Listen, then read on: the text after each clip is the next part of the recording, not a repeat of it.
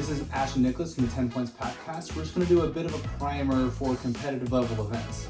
Specifically from the view of Canadian Highlander.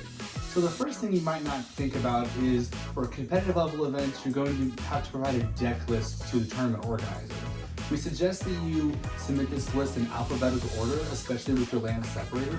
That can make it easier for the judges doing deck checks to find specific cards if they need to. Additionally, you're going to want to separate your points so it is easy to find them in your list. And speaking of deck checks, obviously in Canadian Highlander, a lot of people are playing with a lot of very expensive cards. So you will be offered the ability to watch the judges as they check your deck to ensure that they're handling your cards properly and no damage comes to them during the deck checks. Yeah, you should make sure with your tournament organizer that it is okay before the event if that's something you're concerned about. Another thing that's important in competitive level tournaments is that in the Canadian Highlander, it is important the order that your graveyard is. And that includes your opponent's deck as well. So just because your deck doesn't include anything that cares about graveyard order, your opponent's deck might. So make sure you keep your graveyard in order. Whenever you have multiple cards go into the graveyard at the same time, you can pick what order they go in. Yeah, and if you have a judge call and the judge comes and it takes more than a minute to get everything sorted out, you should be given an extension. If the judge does not give you an extension, you should be feel empowered to ask for one, as it can end up being very important later. Speaking of other reasons you might want to call a judge, if a situation arises where you need to know the exact oracle text of a card, for example, a card is from an old set where the current text is not quite accurate, or you see a card that's foreign and you don't know exactly what it does, you should raise your hand, call for a judge, and then the judge can provide you oracle text for whatever your card you might need. And it could also be a card that you don't have in front of you presently. It could be a card you might just be considering.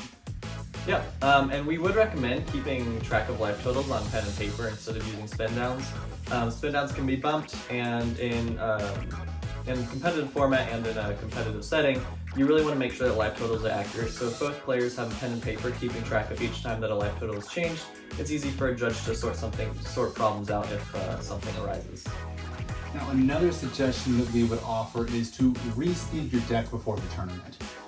Over the use of playing a deck, you're going to get some normal wear and tear on your sleeves, and while at regular events that might not be much of an issue, at competitive events it could be more seen as a way that cards might be marked. So it's best to just avoid the problem altogether and re-sleeve your deck. Additionally, it's good to have a couple extra sleeves just in case one breaks during the tournament.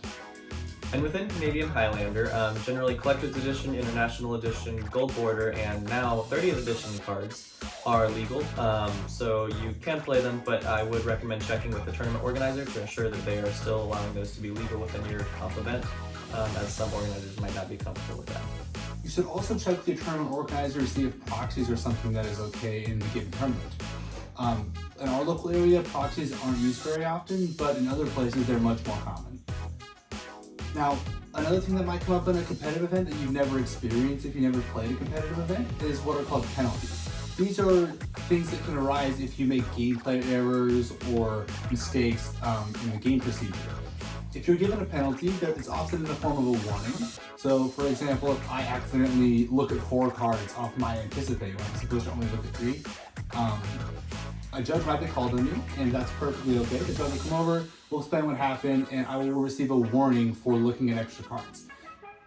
And usually warnings don't come with any downside on their own, aside from the fact that they can accrue. If you get too many, they can be escalated into a game loss or further penalties if the judges suspect something else going on. So penalties don't necessarily mean anything on their own. They're just a way to keep the competitive integrity of an event. But if you are accruing the same types of penalties over and over again, you might start to get a game loss for it. Yeah, thanks for watching. Good luck in your competitive tournaments. Bye.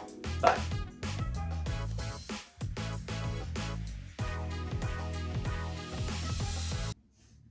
I think that was one take. Yeah.